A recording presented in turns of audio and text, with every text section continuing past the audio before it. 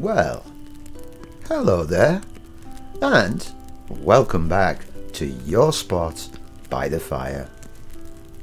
The nights are growing much colder now, aren't they? You can feel it in your breath, see it curl and fade like a ghost above the flames. The woods are quieter too. The animals know what's coming. October doesn't just bring on longer nights, it also brings stories, old ones that whisper through the cracks between this world and the next. Tonight, we have 3 of those stories, tales of courage, temptation, and the things that wait for us in the dark. So, stoke up the fire, pull your blanket close, and listen well. Our first story takes us across the sea to the fog-covered hills of England, where a haunted bridge has waited for centuries, and one man must find the courage to face what everybody else fears.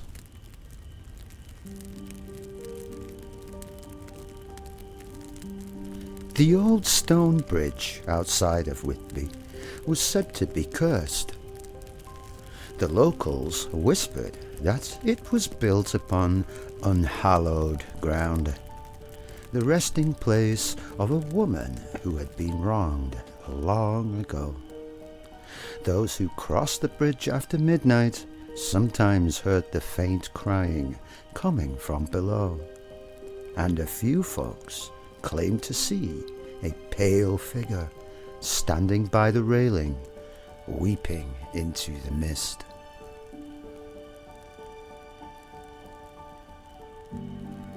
People had gone missing there. Travellers, soldiers, even a vicar's son once. But nobody ever stayed to find out why. Until Thomas Hale. He was a veteran, quiet, haunted by memories he didn't share. He'd seen enough death in the war that a ghost story hardly frightened him. He came to Whitby looking for work, and when no one else would take the night shifts on the bridge repair crew, he volunteered. The townsfolk warned him. "If you hear her crying," they said, "don't answer. If she asks your name, don't tell her." The first night passed without incident, but on the second, the fog rolled in thick and heavy, muffling the world. Thomas stood alone under the flickering lantern. That's when he heard it. Soft sobbing beneath the bridge. At first, he thought it was the wind. Then a woman's voice rose from the darkness. "Please, help me. My child has fallen into the river." Thomas gripped the railing. His lamp barely pierced the fog, but he saw movement below, a pale hand reaching up through the mist. He knew the warnings. Still, something in her voice, the desperation, the pain, compelled him. He climbed down the embankment, boots sinking into the mud. "Where are you?" he called. "Here," she whispered. "So cold." He saw her then, a woman in a tattered white gown, eyes hollow with sorrow. She lifted her hand again. "Save me." Thomas stepped closer and felt the ground give way beneath him. Cold water closed over his head, Panic seized his chest. The current pulled, dragging him down, until a burst of strength made him kick upward. He broke the surface, gasping and clutching a stone ledge. When he looked back, the woman was gone. He hauled himself onto the bank, trembling and soaked, and noticed something strange. His lantern still burned, resting dry and untouched where he'd left it. The next night, he returned with a spade and a prayer on his lips. Near the bridge's base, he dug into the earth and found a wooden box, small, rotted, and bound with iron. Inside was the skeleton of a child. He buried the remains properly, whispering words of rest. When he lifted his eyes, the fog had cleared. The moon shone full over the bridge, and there, just for a moment, he saw her standing in the center, face serene, before she faded into the night. After that, no one ever heard the weeping again. Thomas moved on with his life. Some say he left Whitby a changed man, quieter still, but at peace.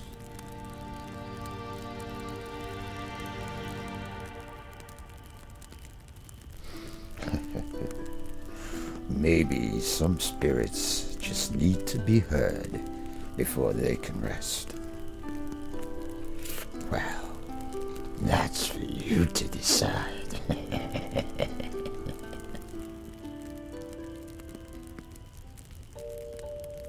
They called her La Dame de Frêne, the Lady of the Ashwood. Every village in that valley had its own version of her story. Some said she was a fairy, others said she was a ghost, but all agreed she appeared only to men who wandered too deep into the woods after dark. Julien Moreau had heard the tales since childhood. Don't follow the song, his grandmother used to warn. She sings to those whose hearts are restless. He didn't believe it, of course. Julien was a poet, a dreamer, more afraid of boredom than of ghosts. One summer evening, after a quarrel in town, he walked into the forest to clear his thoughts. The air was heavy with the scent of rain and ash trees. Then, faintly, he heard it. A voice singing. It was low and sweet, like the first breath of dawn. He couldn't make out the words, but the melody pulled him forward. Through the trees, he glimpsed her, a woman in pale silks that shimmered though no moonlight touched them. Her hair was black as night, her eyes distant and sorrowful. "Bonsoir, monsieur," she whispered. "Are you lost?" Julien shook his head. "No, I was only walking." "Then walk with me." They wandered through the Ashwood until the world seemed to fall away. The deeper they went, the quieter it grew, until even the crickets stopped singing. Julien asked where she lived. She smiled sadly. "Nowhere that sunlight reaches." He laughed nervously, but her gaze silenced him. When he turned back toward the path, it was gone. Only endless forest, pale trunks twisting like bones. Her hand brushed his cheek, as cold as water. "You hear them?" she asked. Hear what? The ones who followed before you. And then he did hear it. Faint murmurs in the trees, sighing voices calling his name. Julienne stumbled backward. What are you? Her smile widened. Lonely. By dawn, the villagers found his hat at the edge of the woods. No footprints, no trail, just the faint echo of a song fading between the trees.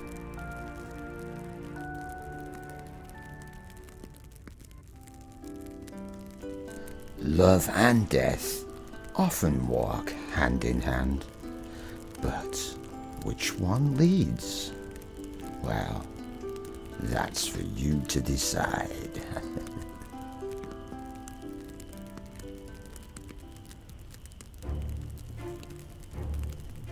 The journal was found in a cabin, half buried by snow, its pages stiff with frost. The first entry was dated November 12, 1952. Day 1. Hunting parties late. I'll start without them. Cold's moving in early this year. Saw something last night by the tree line. Thought it was a moose until it stood upright. Could have been shadows. God, I hope it was shadows.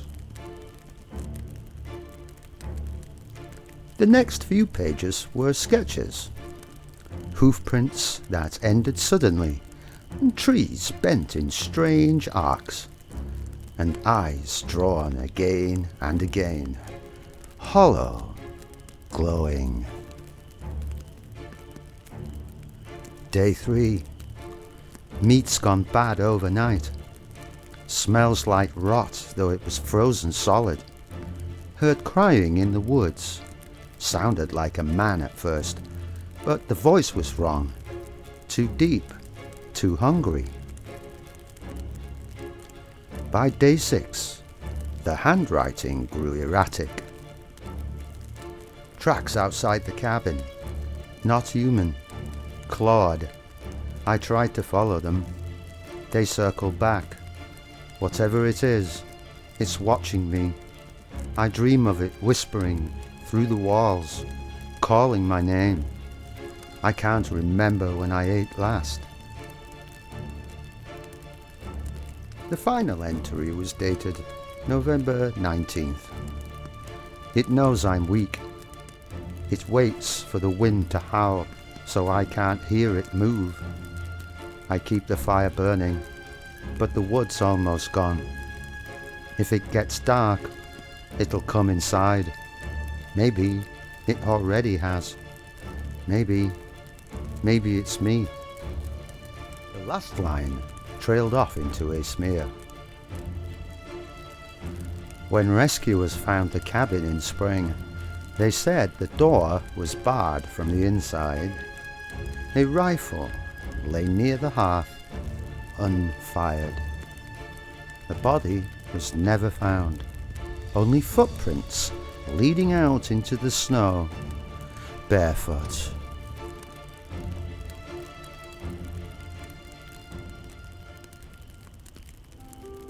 The fire is burning low tonight. I can feel the cold creeping in from the edges of the dark. 3 stories, 3 glimpses into the strange corners of the world. A haunted bridge, a voice in the woods, and something ancient waiting in the snow.